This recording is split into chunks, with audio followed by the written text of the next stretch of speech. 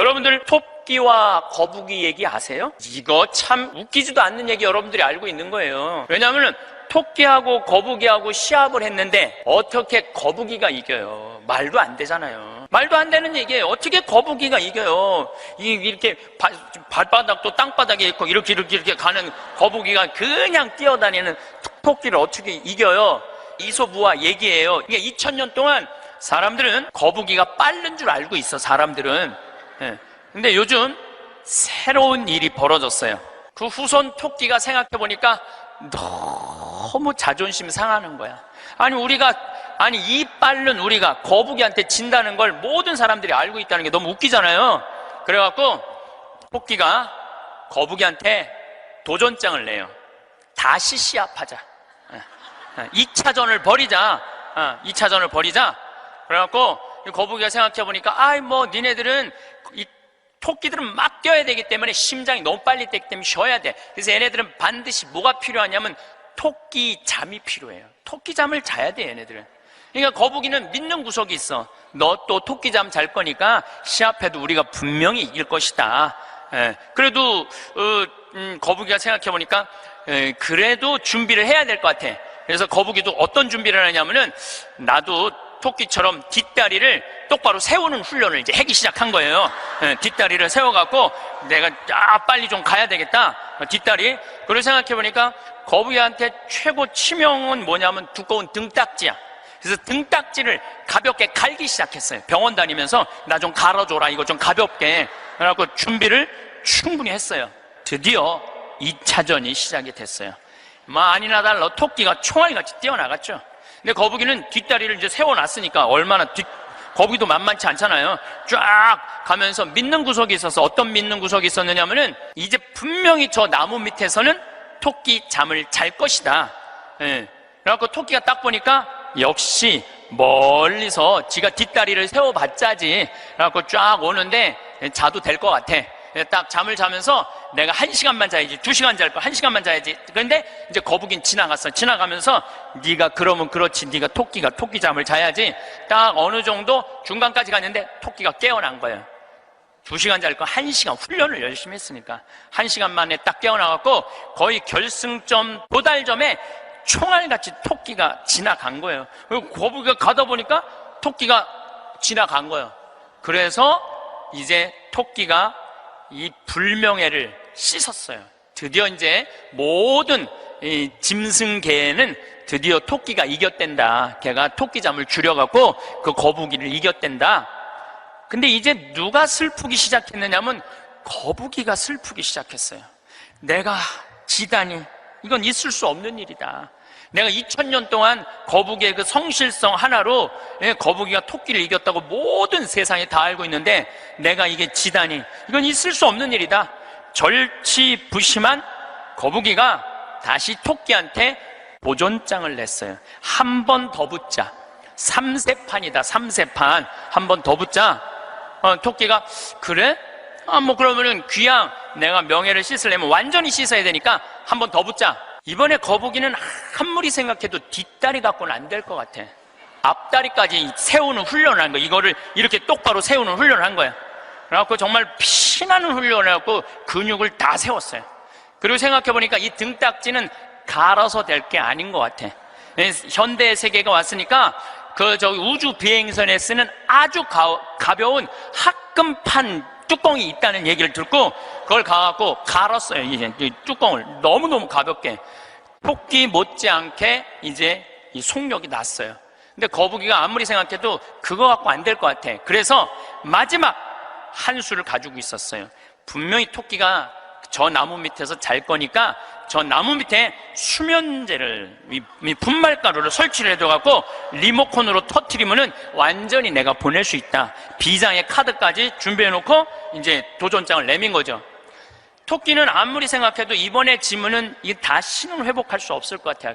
그래갖고 토끼는 어떤 훈련을 했느냐 하면은 어떤 훈련을 했냐면 토끼잠을 안 자고 목표 지점까지 가는 훈련을 했어요. 토끼잠을 안 자고. 그래갖고 드디어 3차전이 벌어졌어요. 3차전이 벌어져갖고 출발을 했는데 토끼가 보니까 거북이가 옛날엔 뒷다리만 세웠는데 이제는 앞다리까지 세워갖고 뛰는데 이게 만만치가 않은 거예요.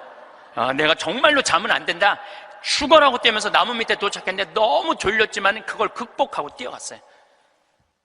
아니, 리모컨까지 다 설치하고 이제 터트리기만 하면 이제 완전히 재워갖고 그 토끼 잠으로 이기려고 그랬는데 리모컨 터트릴 시간이 없는 거예요. 이건 해보지도 못하고 져버렸어, 거북이가. 그러니까 거북이가 뭐가 왔느냐면 우울증이 왔어요. 우울증이. 야, 내가 저 토끼한테는 정말로 어떻게 해볼 도리가 없단 말인가. 근데 할아버지가 그 손자 거북이를 보고 이런 말을 해요. 거북아, 손자야, 슬퍼하지 말아라. 너 토끼가 몇 년 사는 줄 아냐? 잘 모르는데요. 토끼는 그렇게 죽어라고 뛰기 때문에 토끼 수명은 7년이다. 7년. 근데 우리 거북이들은 수명이 얼마인 줄 아냐? 우리 거북이들은 할아버지가 지금 몇 살이에요? 내가 지금 190살이다. 우리 거북이는 느리기 때문에 수명이 200살이다. 너는 느린 게 네 본질인데 왜 토끼 이기려고 그 되지도 않는 뒷다리 앞다리 세우고 왜 그렇게 인생을 힘들게 사느냐. 너는 천천히 사는 게 너의 운명이다. 그 생각을 해보니까 가만히 생각해보니까 되지도 않는 시합을 2000년 동안 한 자기 거북이하고 토끼, 그게 웃긴 거예요. 그래서 이 거북이는 천천히 다니고 자기의 그 본성에 따라 사니까 사는 게 너무너무 즐거워요. 그러니까 느린 게 빠른 것보다 훨씬 좋구나. 빠르면 7년밖에 못 사는데 느리니까 200년을 사니까 아무리 토끼가 빠르면 왜 빨리 죽는데. 그런데 지금 대한민국은 우리 자녀들을 거북이로 안 키우고 뭘로 키우냐면 토끼로 키우고 있어요. 토끼로. 7년밖에 안 살릴 생각을 하고 토끼로 키우고 있어요. 우리나라 초등학교, 중고등학교 아이들은 엄마 아빠랑 먹고 마시고 놀 일이 없어요. 그러니까 커서도 엄마 아빠하고 추억이 하나도 없는 거예요. 행복했던 순간도 없고. 제가 미국 강의를 가보면은요, 얘네들이 하는 거는 정말로 먹고 마시고 노는 일이에요. 유럽, 북유럽 애들은 말할 것도 없고 학교 가서도 계속 놀아요. 우리처럼 학원 가갖고 영어, 수학 막 계속 뭐 글쓰기, 뭐 웅변 그런 거를 하는 게 아니라니까요. 그런데 놀랍게도 핀란드 고등학생은 하루에 4시간 공부하는데 우리나라 애들은 하루에 8시간 반을 공부를 해요. 애들하고 수학시험을 보는데 누가 더 잘 보느냐면은 핀란드 애들이 훨씬 잘 본다는 거예요. 이게 무슨 얘기냐면 여러분들이 자녀들 학원 보내는 거 다 쓸데없는 데다 보내고 있는 거예요. 그 시간에 애들이 학원 가서 뭐 할 것 같아요? 휴대폰 갖고요, 게임하고 친구들하고 노는 거예요.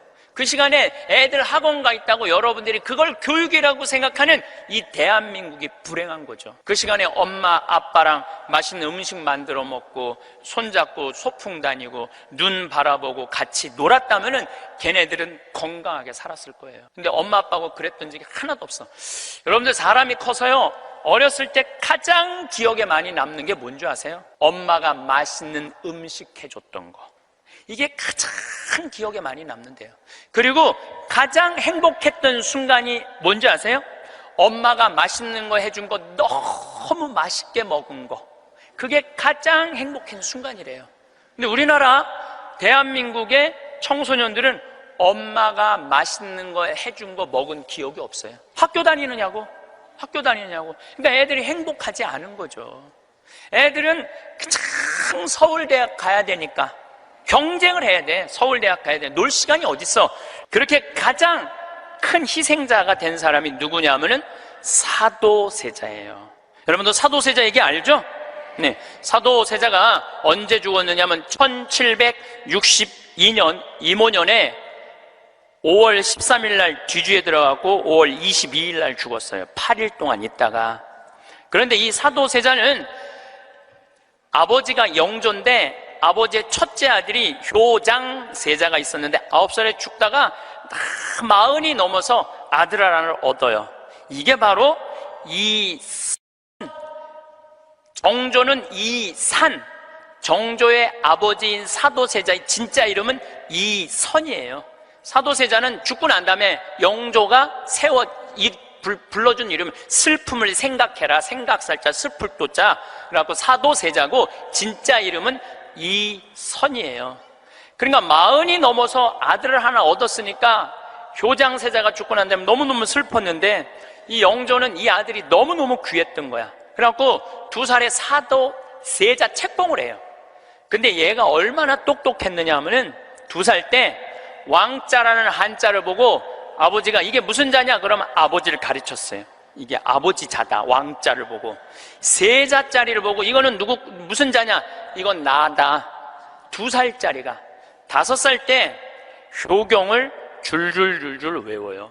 영조라는 임금은 공부하기 너무너무 좋아했던 임금이거든요.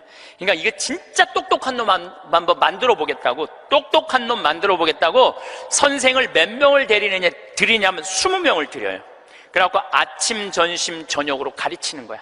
계속 가르치는 거야. 그리고 이제 시험을 아버지가 나와서 보는 거예요. 너 사서삼경에 이게 무슨 뜻이냐? 그러면 20명이 둘러있고 5살, 6살짜리가 까먹을 수도 있잖아요. 그러면 대답을 못하면은요, 영조가 눈을 부라리면서 이놈 그것도 모르느냐고. 근데 세자는 때릴 수가 없었어요. 누구를 때리냐면 세자를 업고 다니는 내시를 때리는 거예요. 대신 맞는 거예요. 그러니까 여러분도 어린아이가 생각을 해봐요. 내가 문제 하나 못 맞히면은 저 내시들이 두들겨 맞으니 얼마나 이 스트레스를 많이 받아요. 그런데 7살, 10살 때는 칼싸움 하는 거 좋아하잖아요. 저도 어렸을 때 맨날 산에 가갖고 나무 잘라갖고 맨날 칼싸움 해갖고 여기 맨날 여기 찢어지고 그랬던 기억나요. 이 선은 상공들하고 칼싸움을 해요. 그런데 딱 12살이 되면서 사도세자는 공부하기가 싫어요. 그래서 이때부터 책만 보면 머리가 지끈지끈 아픈 거예요. 그러니까 조기 교육의 최고의 희생자는 누구냐면은 사도세자예요. 그러니까 아버지는 공부를 가르치는데 아들은 공부하기가 싫은 거야. 그리고 얘가 키가 엄청나게 커요. 사도세자가 세자 그래갖고 나만큼 조그만 줄 아는데 키가 1m 막 80대고 청룡도를 휘두를 정도로 힘이 좋았다는 거. 관우가 휘두른 청룡도를 휘두르고 그랬다는 거예요. 말도 잘 타고 화살도 잘 쏘고. 근데 아버지는 그게 너무너무 싫었던 거야. 그렇게 하는 게. 그래 아버지하고 점점 갈등을 일으키면서 광증에 시달려요. 미쳐갖고 나중에는 마지막에 자기가 데리고 있었던 시종들 나중에 무당하고도 살고 비구니 스님하고도 살고 도저히 아버지가 컨트롤할 수 없을 정도로, 엄마도 해경궁 홍씨도 자기 남편을 컨트롤할 수 없어요. 그래서 결국은 죽일 수밖에 없었던 거예요. 이게 사도세자의 슬픔이에요. 이게 조기교육의 희생자예요. 조기교육의 희생자. 그런데 이 사도세자도 내가 보기엔 딱 7년 만에 돌은 거야. 토끼처럼 7년 만에 돌은 거예요. 근데 여러분들도 초등학교 1학년 때부터 애들 어떻게 해요? 영조가 20명 선생 된 거나 여러분들이 학원 애들 10개, 12개 보내는 거나 다를 바 하나도 없어요. 애들 미치게 만드는 거예요. 그러면은 언제까지가 애들이 엄마가 시키는 대로 따라하느냐면 중학교 1학년 때까지는 딱 시켜요. 해요. 근데 딱 그 7년이 지나고 나면 애들 눈빛이 쫙 꺾어지기 시작해요. 네. 중학교 2학년만 되면은 눈빛이 싹 돌아가기 시작해요. 돌아가기 시작하면 그때부터 애들은 미치는 거예요. 근데 여러분들 이게 웃을 일이 아니에요. 그 미치는 애들이요 한둘이 아니에요. 참 많아요. 그럼 이때부터는 엄마도 컨트롤이 안 되는 거예요. 아버지도 컨트롤이 안 되는 거예요. 그리고 얘는 행복했던 순간이 하나도 없었던 거야.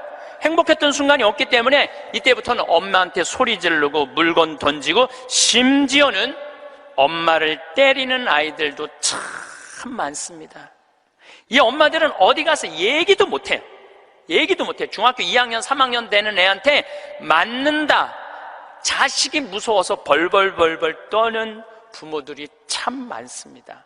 그럼 얘가 미치게 만드는 장본인이 누구예요? 엄마들이에요. 엄마들이 얘를 미치게 만드는 거예요. 미쳐갖고 이제 애가 이렇게 뛰고 저렇게 뛰면 나한테 데리고 와요. 그러면 얘네들 눈빛이 싹 돌아간 걸 내가 봐요. 그럼 상담을 해보잖아요. 그럼 걔네들이 나한테 하는 얘기가 자기는 초등학교 때 자기 자유시간이 하나도 없었다는 거예요. 자유시간 하나도 없이 엄마가 이 학원 가라면 저 학원 가고 저 학원 가고 저 학원 가고, 그래서 자기 미치겠다는 거예요. 막 속에서 불이 일어난다는 불. 이 사도세자가 뭐라 하냐면 자기 속에서는 울화증이 일어났다. 울화증이. 만약에 영조가 사도세자가 그렇게 무기신식이라는 무에서도 편해요. 사도세자가 그만큼 똑똑한 사람이었고, 만약에 영조가 이 아들을 정말로 청룡도도 마음대로 하게 하고 창, 활, 말 다 잘 탔거든요. 그렇게 키웠다면은 우리나라는 광개토왕 대왕만큼 훌륭한 군주, 강력한 군주를 18세기에 모실 수 있었을 거야. 사도세자가 죽고 난 다음에 정조가 임금이 됐잖아요. 권력 기반이 취약했어요. 그 다음에 정조가 1800년에 죽고 순조, 헌종, 철종, 고종 다 7살, 10살, 18살, 17살짜리들이 왕 되면서 조선은 끝난 거예요. 여러분들도 지금 가만히 생각해봐요. 지금 내가 하나, 둘 가지고 있는 애 공부 그렇게 시켜갖고 미쳤어. 그렇게 미쳤어? 그러면요, 그 집안은요, 나중으로도 희망이 없는 집안이에요. 그리고 참 고치기 힘든 병이 뭔지 아세요? 정신병이에요. 제가 수많은 사람들을 만나면서, 수많은 아이들을 만나면서 가장 고치기 힘든 병이 정신병이에요. 우울증이라든가 조울증이라든가 이렇게 걸린 사람들은 평생 병원에 들락날락하고 평생 약 먹다가 결국은 그렇게 죽는 거예요. 그렇게 미치게 만드는 부모들이 참 많다는 거예요. 미치게 만드는 거예요. 그놈의 1등 병 때문에. 여러분들 초등학교 때 막 뛰어노는 애 중에 미치는 애들은 없어요. 초등학교 때 막 엄마 아빠랑 같이 뛰어놀고 들로 산으로 뭐 친구들하고 어울리고 엄마 아빠하고 먹고 마시고 논 아이들 중에 미치는 애들은 없어요. 어떤 애들이 미치냐면 되지도 않는, 머리 돌아가지도 않는 책상에서 학원에서 시달리면서 미치는 애들이 많은 거죠. 거북이가 등딱지 합금으로 바꾸듯이 자식 영어 발음 좋게 한다고 혀 이렇게 늘리는 수술하고 초등학생들한테 10개씩 학원 다니게 하는 일이 자식 미치게 만드는 일이에요. 이렇게 얘기해요. 엄마, 나 왜 이렇게 공부해야 돼? 너 1살서부터 30살 때까지 열심히 공부해서 나중에 행복하게 하려고 그래. 나중에 행복한 건 없어요. 행복하려면 언제 행복해야 돼? 지금 행복해야 돼요. 지금 행복하지 않는 애는 나중에도 안 행복해요. 근데 우리는 애들한테 이렇게 얘기한단 말이에요. 너 1살서부터 30살 때까지 고생해야지 나중에 행복하다는 거. 이제는 1살서부터 30살까지 공부 죽어라가 해도 행복한 시대는 갔어요. 이제 교수 돼도요, 일자리 치열합니다.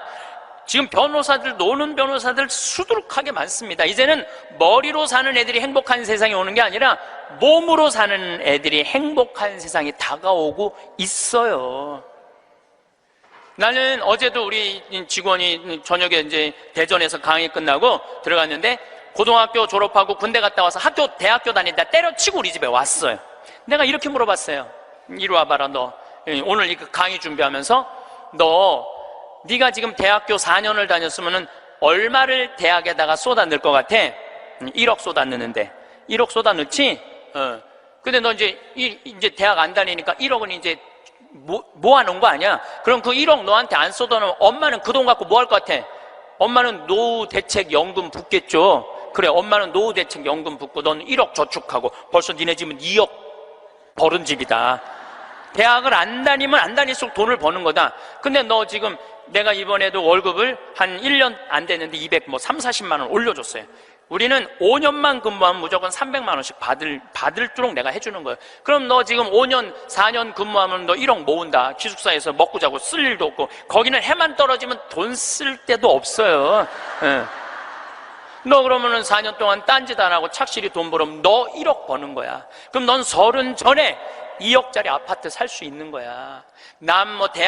우리나라 지금 대학 나온 45만 명 졸업하는데 제대로 된 직장에 취직하는 숫자가 몇 명이에요? 5만 명밖에 안 돼요. 40만 명은 2년, 3년 빈둥빈둥거리고, 심지어는 엄마 아버지가 애들 때문에 경비에 나가갖고 그거 해갖고 애들 생활비 대주고 뒷돈 대주고 그러고 있는 거예요. 그러니까 지금 여러분들 지금 대한민국에서 없애버려야 되는 건 내가 보기엔 대학이야. 대학이야. 대학만 없어지면 전부 일의 소중한 가치를 배우고 다 행복하게 살 수 있어. 아니, 대학 졸업하고 딱딱딱 취직하면은 내가 왜 대학을 귀하게 여기지 않아요?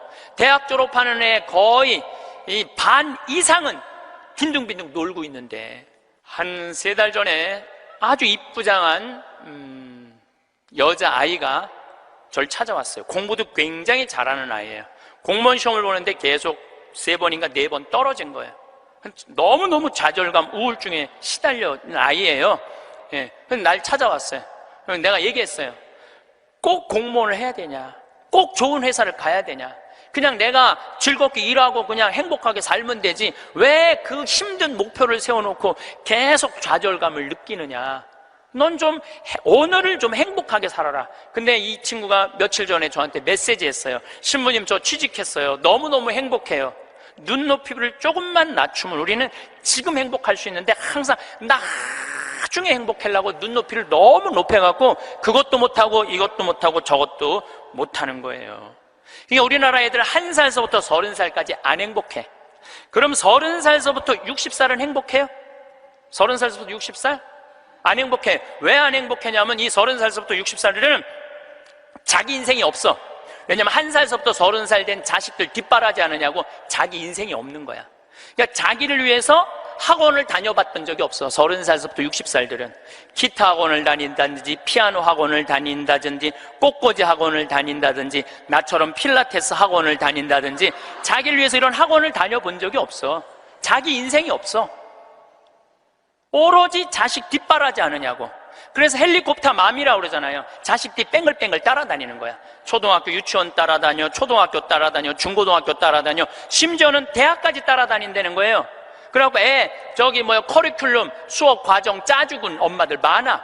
그리고 학점이 조금 나오면 교수한테 가서 따진다는 거. 우리 애 학점이 왜 요것밖에 안 주느냐고. 나중에 취직하려면 학점이 높아야 되는데. 군대도 뺑글뺑글한데요.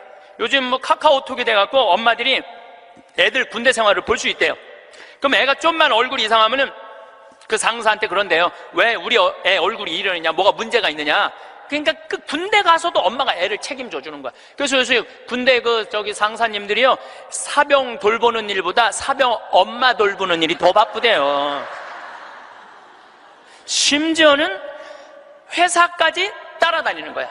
애가 회사에 취직을 했는데 대리 진급을 못하면 부장한테 가서 따진다는 거. 우리 애가 뭐가 모자라서 대리 진급을 못하느냐고.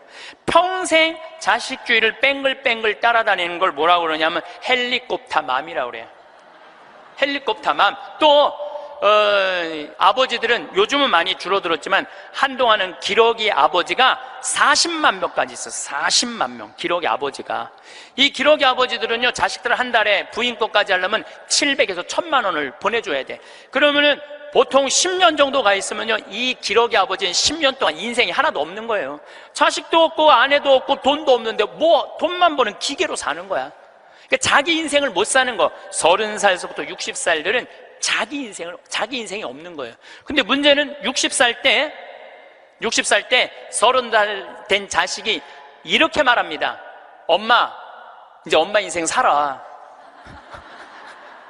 자기를 위해서 살아봤던 적이 없는데 내 인생을 살으라는 거야. 살 줄을 모르는데. 30살서부터 60살은 뭐 해야 되는 나이냐면요, 자아실현해야 되는 나이야. 자아실현이라는 게 뭐예요? 자기의 능력을 쓰는. 오늘 물이 없는데 여기 물을 하나 갖다 놓으면 내가 이 물을 안 먹었으면은 이 물은 자아실현하는 물이에요? 자아실현 안 하는 물이에요? 자아실현 안 하는 물이에요. 내가 먹어줘야지 자아실현이 되는 물이에요. 자아실현이 되는 물이에요. 여러분들이 샴푸를 하나 샀어. 그럼 샴푸를 사면은 그 샴푸를 한 방울까지 다 쓰면은 여러분들 기분 좋아요, 안 좋아요? 그 샴푸는 나한테 와서 자기 능력을 다 썼어요, 안 썼어요? 그럼 자아실현 한 거야, 안 하는 거예요? 자아실현 한 거죠. 내가 요즘 목욕 가방에 샴푸 하나 다니는데 요만큼 남았어. 그 짜서 쓸 때마다 기분이 너무 좋아요. 너 이제 자아실현 다 돼가는구나. 이제 자기 능력 다 썼으니까. 우리 사제관에 개가 한 마리 있어요. 문수라는 개가 있는데 얘가요, 딱 사제관에 도착하면은요, 총알같이 튀어나와요, 자기 집에서. 그리고 요만한 개가 내 가슴까지 뛰어 올라와요. 그리고 놀라운 거는요, 얘가 사제관에 신부들이 오면 안 물고 안 짖어요. 근데 여자들만 오면은 잡아 먹을 듯이 짖어요. 진짜로. 그리고 막 엉덩이고 허벅지고 다 깨물어요. 얘 자아실현 하는 게 자아실현 안 하는 게예요. 자아실현 하는 게예요.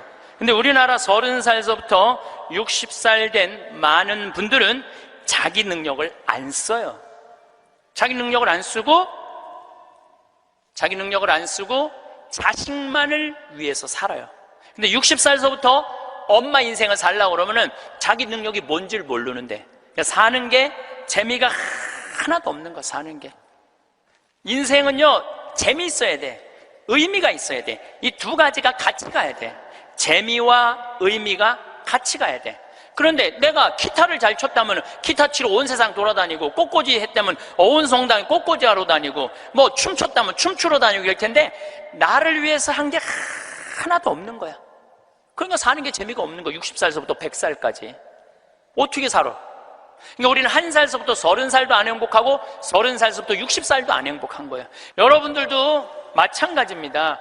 많은 분들이 나는 이제 아파트도 사놓고 애들 결혼도 시켜놓고 내가 이제 60살서부터 나중에 행복해야지.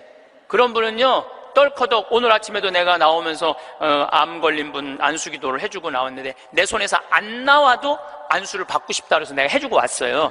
내 손에서 안 나와도 안수를 받고 싶다 그래서 해주고 나왔는데, 자매님 보니까 굉장히 건강한데 무슨 암 말기래요.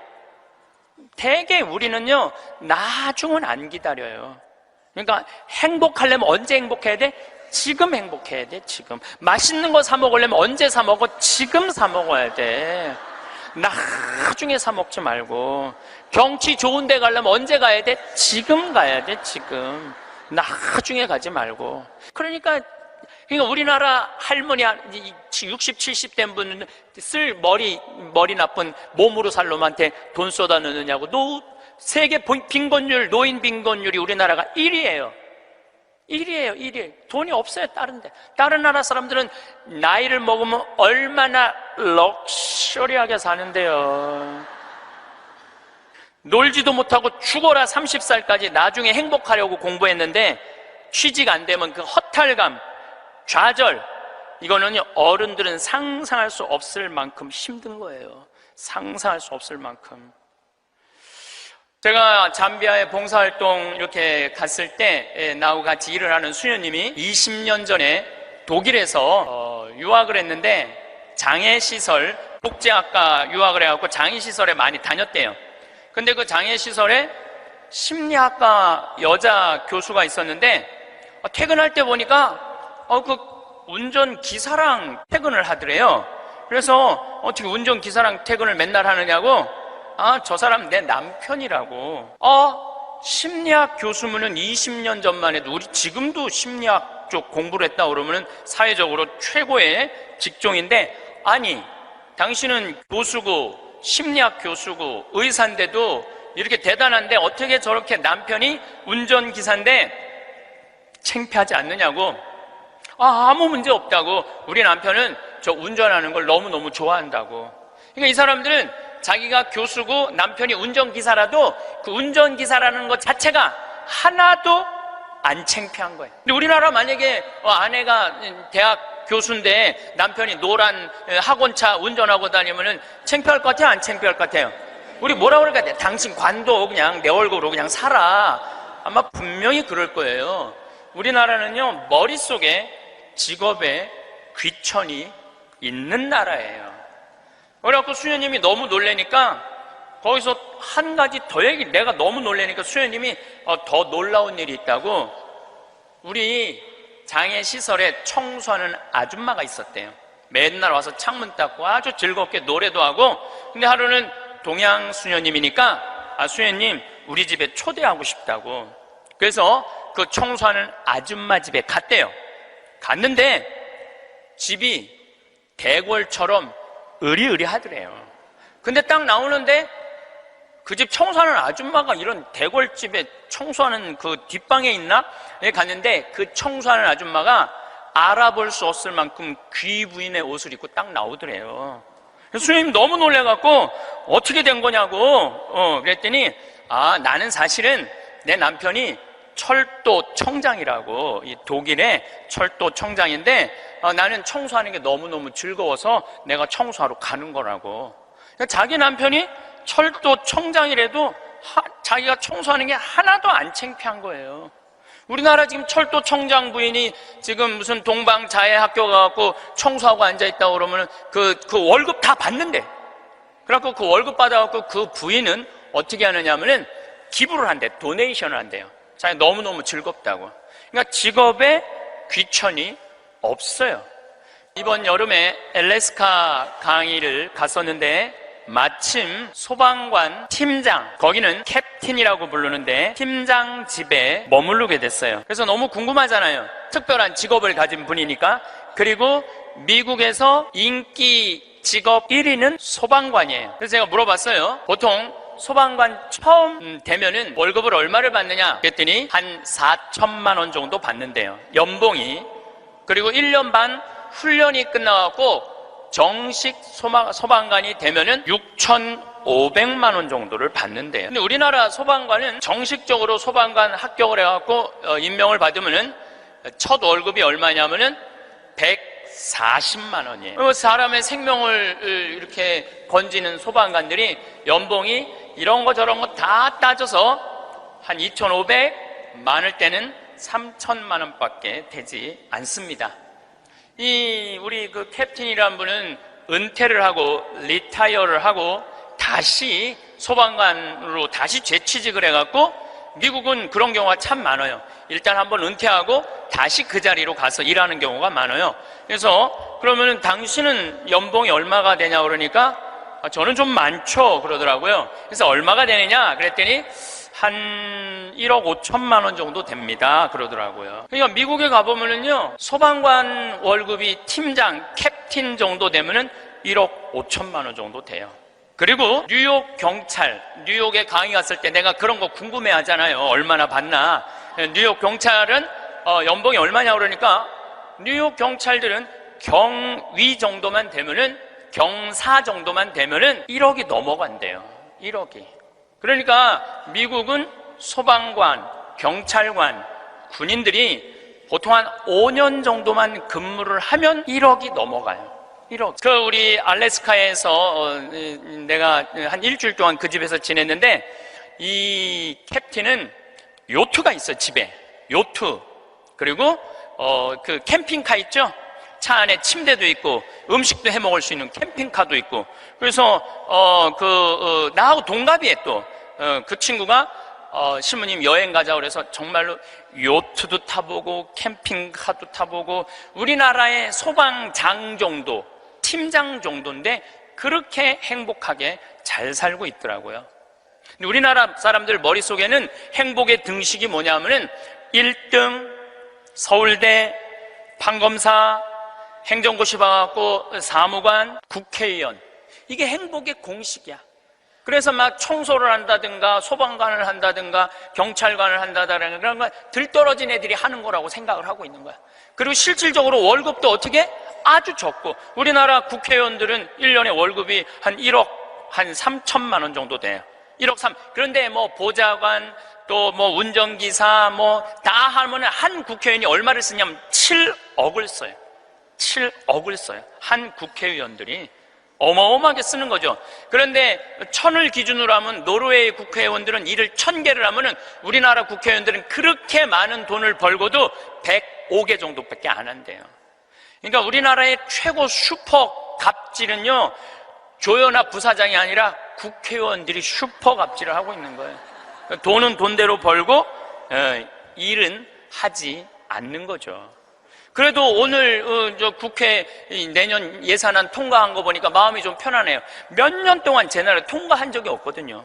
오늘은 내가 아침에 뉴스를 보고 그래도 밥 먹을 자격이 있구나 이런 생각이 들었어요. 오늘은. 근데 여러분들, 앞으로 우리나라는 공부 잘한다고 행복한 시대는 갑니다. 이제 제가 왜 그런 시대가 가는지 말씀을 드릴게요. 10년 전만 해도 우리나라는 대학 입학생이 1년에 60만 명이었어요. 60만 명. 근데 2020년에는 대학 입학생들이 1년에 몇 명이냐면 30만 명으로 줄어들어요. 그러면 지금 우리나라 대학이 한 400개 되는데 2020년부터는 대학이 어떻게 줄어들 것 같아요? 300개, 200개 줄어들어요. 그럼 공부 잘해갖고 교수한 분들 다 어디 갈 것 같아요? 다 실직자 돼요. 그러니까 이놈의 새끼야 공부 열심히 해, 너 공부해야지 먹고 살아, 이런 시대는 끝나요.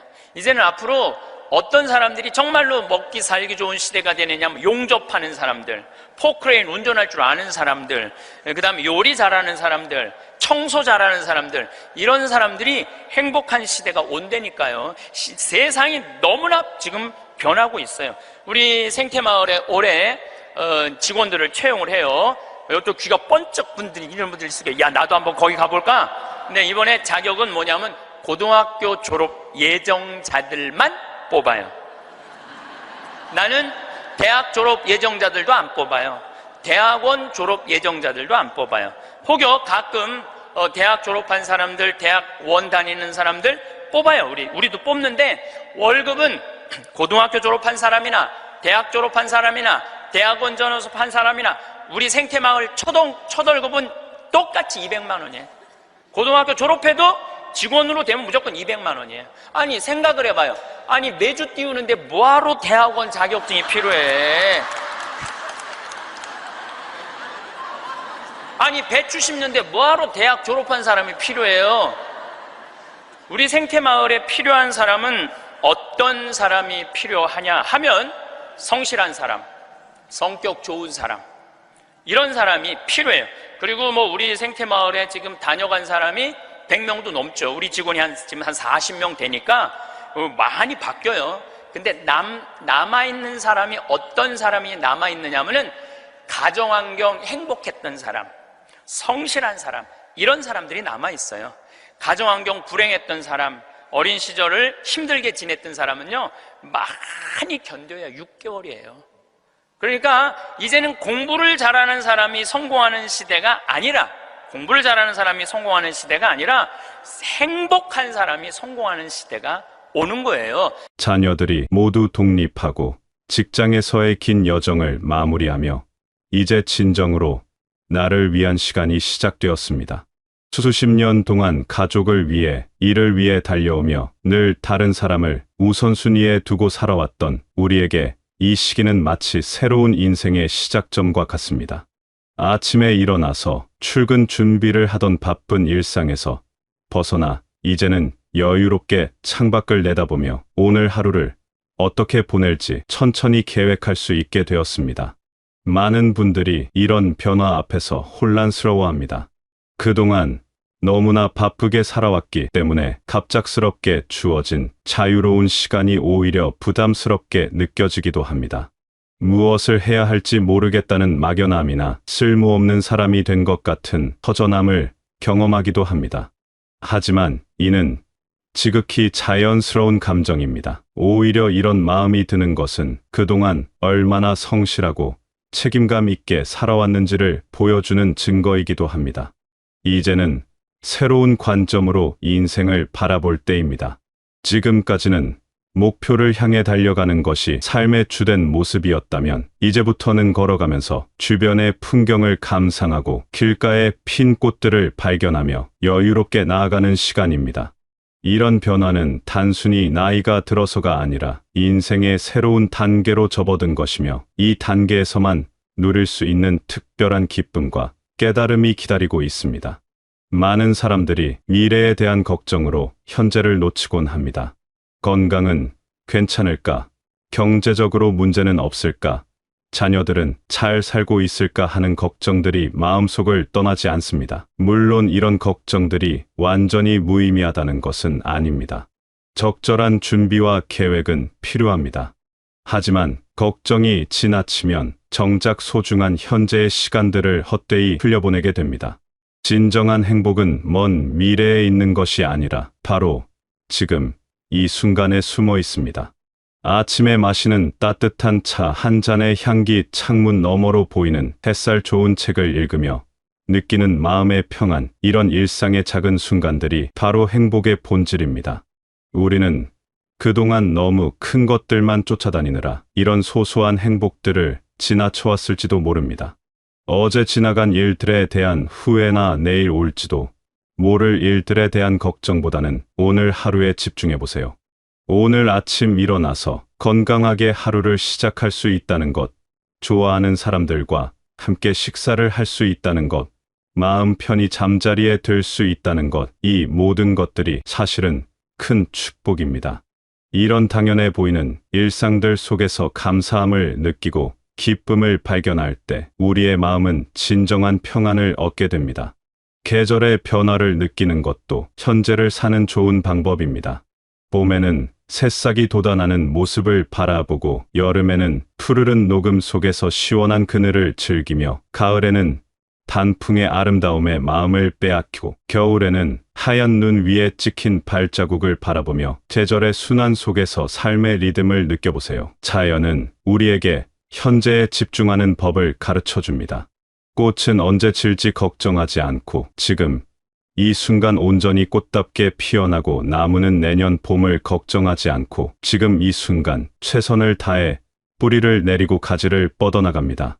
때로는 아무것도 하지 않고 그저 가만히 앉아 있는 시간도 필요합니다. 바쁜 세상의 속도에 맞춰 살다가 이제는 자신만의 속도를 찾아가는 것입니다. 서두르지 않아도 됩니다. 무언가를 성취해야 한다는 강박에서 벗어나 그저 존재하는 것만으로도 충분히 의미 있는 시간을 보낼 수 있습니다. 이런 여유 있는 시간들이 쌓여가면서 우리는 삶의 진정한 의미와 가치를 더 깊이 이해하게 됩니다. 자녀를 키우는 일은 인생에서 가장 중요하고 의미 있는 일 중 하나였습니다. 어린 시절부터 성인이 될 때까지 모든 것을 쏟아부으며 키워온 소중한 자녀들이 이제는 독립해서 각자의 삶을 살아가고 있습니다. 이 과정에서 부모로서 느끼는 감정은 참으로 복잡합니다. 한편으로는 자녀가 잘 성장해서 자립할 수 있게 된 것이 자랑스럽고 뿌듯하지만, 다른 한편으로는 빈 둥지 같은 허전함을 느끼기도 합니다. 많은 부모들이 이 시기에 자녀의 삶에 지나치게 관여하려고 합니다. 결혼은 언제 할 것인지, 직장은 잘 다니고 있는지, 돈 관리는 제대로 하고 있는지 끊임없이 걱정하고 조언하려고 합니다. 물론 이런 마음은 자녀를 사랑하는 부모의 당연한 마음입니다. 하지만 때로는 이런 관심이 자녀에게는 부담으로 느껴질 수 있고, 부모 자신에게도 불필요한 스트레스가 될 수 있습니다. 자녀는 이제 독립된 성인이며 자신의 인생을 스스로 결정하고 책임질 수 있는 사람입니다. 부모가 해야 할 일은 자녀의 선택을 믿고 지지하는 것입니다. 설령 그 선택이 부모의 기대와 다르다고 하더라도 자녀가 스스로 경험하고 배워나갈 수 있도록 기다려주는 것이 진정한 사랑입니다. 실패할 권리 역시 자녀의 몫입니다. 실패를 통해 배우고 성장하는 것은 누구나 거쳐야 할 삶의 과정입니다. 대신 부모는 자녀에게 든든한 버팀목이 되어주면 됩니다. 언제든지 도움이 필요할 때 찾을 수 있는 안전한 항구 같은 존재가 되는 것입니다. 조건 없는 사랑과 신뢰를 보내주고, 자녀가 어려움에 처했을 때 따뜻하게 감싸 안아주는 것으로 충분합니다. 이런 관계에서 자녀는 더욱 건강하게 성장할 수 있고, 부모 역시 마음의 평안을 얻을 수 있습니다. 자녀와의 관계에서 가장 중요한 것은 경계를 인정하는 것입니다. 자녀의 사생활과 개인적인 선택들을 존중하고 적절한 거리를 유지하면서도 따뜻한 관심을 보내는 균형감이 필요합니다. 이런 성숙한 관계에서 부모와 자녀는 서로를 하나의 독립된 인격체로 인정하게 되고, 더욱 깊고 의미 있는 유대감을 형성할 수 있습니다. 우리는 살면서 끊임없이 다른 사람들과 자신을 비교하며 살아왔습니다. 학창시절에는 성적으로, 직장에서는 승진과 연봉으로, 결혼에서는 배우자와 자녀의 성취로 자신의 가치를 판단해왔습니다. 하지만 이제는 그런 비교의 굴레에서 벗어날 때입니다. 각자가 걸어온 길이 다르고 각자에게 주어진 환경과 조건들이 다른데 어떻게 같은 잣대로 비교할 수 있겠습니까? 토끼와 거북이 이야기는 우리에게 중요한 교훈을 줍니다. 거북이가 토끼처럼 빨리 뛰려고 한다면 오히려 자신의 본래 모습을 잃어버리게 됩니다. 거북이는 거북이만의 속도가 있고 토끼는 토끼만의 방식이 있습니다. 마찬가지로 우리 각자도 자신만의 속도와 리듬이 있습니다. 이를 인정하고 받아들일 때 진정한 내적 평화를 얻을 수 있습니다. 다른 사람이 여행을 많이 다닌다고 해서 나도 똑같이 해야 한다는 생각에서 벗어나세요. 다른 사람이 새로운 취미 생활을 시작했다고 해서 나도 따라해야 한다는 압박감을 느낄 필요가 없습니다.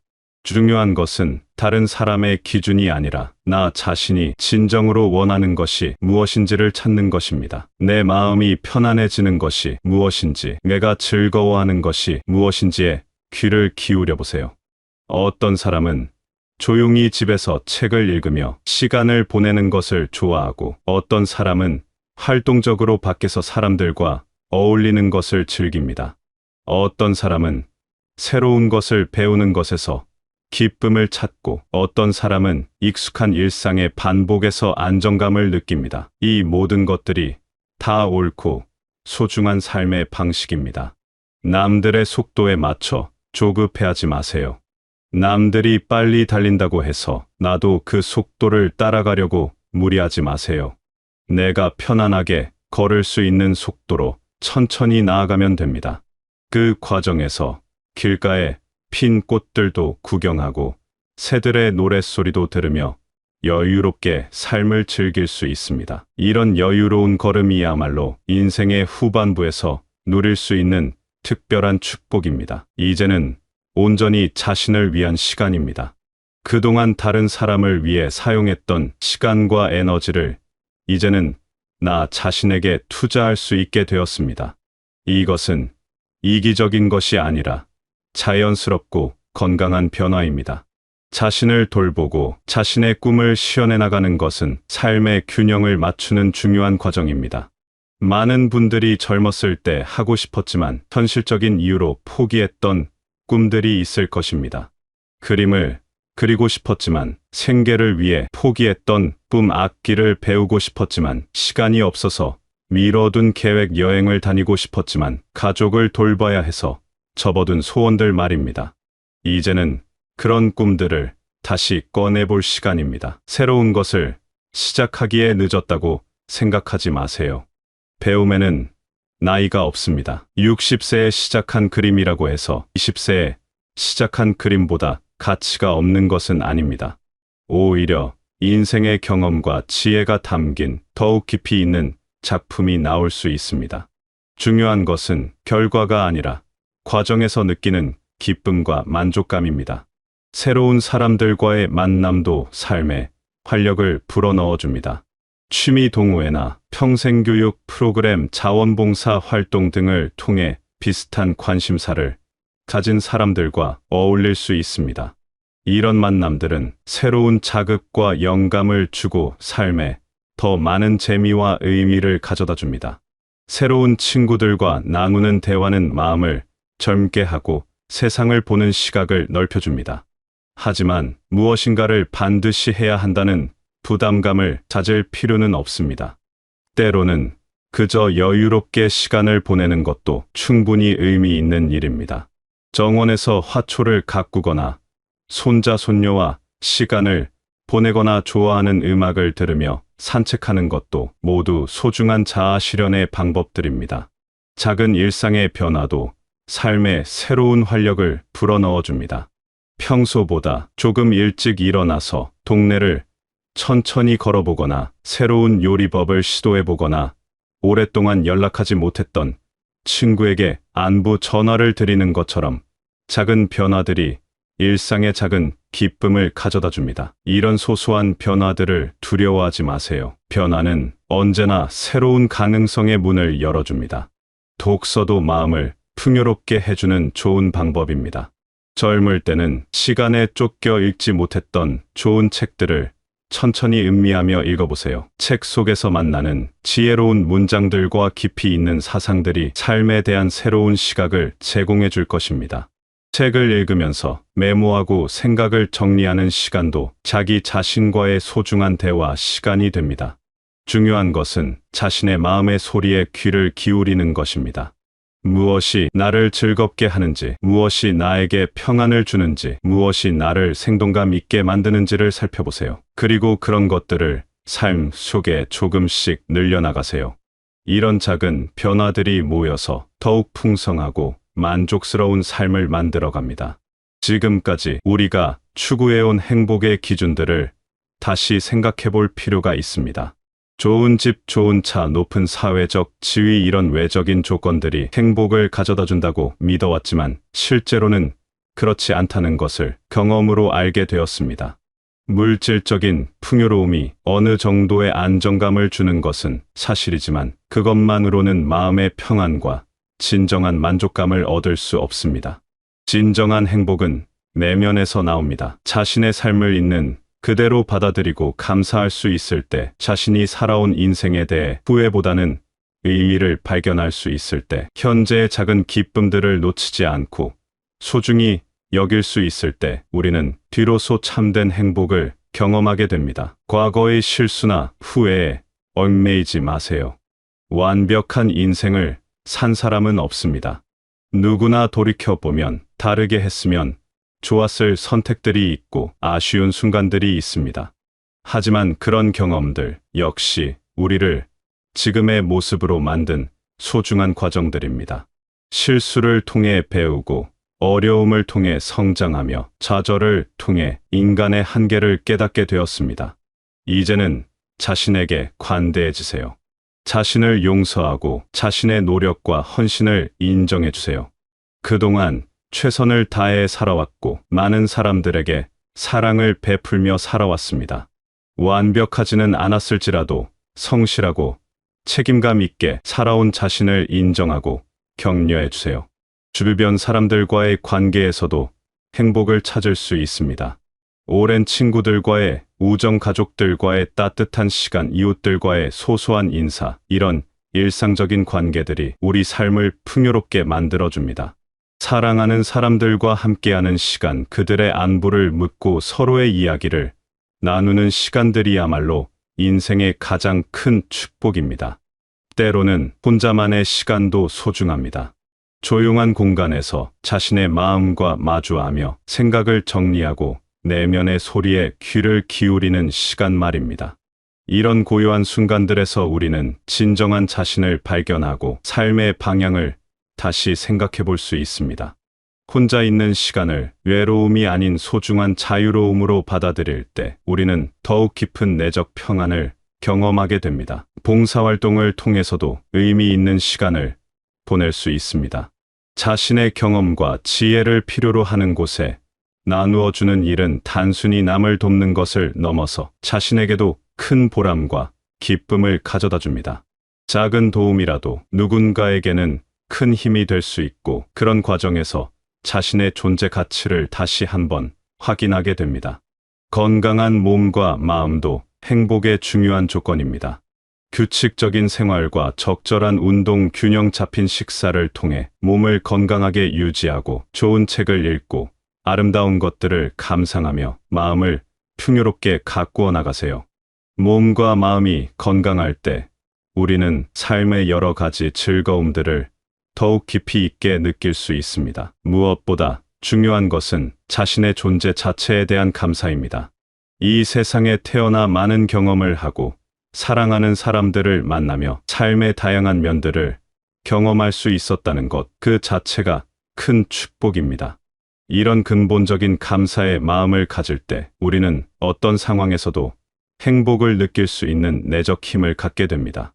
이 인생의 후반부는 결코 쇠퇴의 시기가 아닙니다. 오히려 지혜와 경험이 축적된 가장 깊이 있는 시기입니다. 젊은 시절의 열정과는 다른 차분하고 깊은 만족감을 누릴 수 있는 특별한 시간입니다. 외적인 성취보다는 내적인 성숙에서 오는 기쁨을 발견하고, 경쟁보다는 조화로운 삶을 추구하며 급함보다는 여유로움 속에서 삶의 참된 의미를 찾아가는 시간입니다. 이제 여러분도 자신만의 속도로 자신만의 방식으로 진정한 행복을 향해 걸어가시길 바라겠습니다. 과거에 대한 후회나 미래에 대한 걱정보다는 지금 이 순간의 소중함을 느끼며 자녀와는 건강한 거리를 유지하면서도 따뜻한 사랑을 나누고 남과의 비교에서 벗어나 자신만의 고유한 가치를 발견하며 새로운 도전과 자아 실현을 통해 삶에 더 많은 의미와 기쁨을 더하는 지혜로운 인생을 살아가시길 바라겠습니다.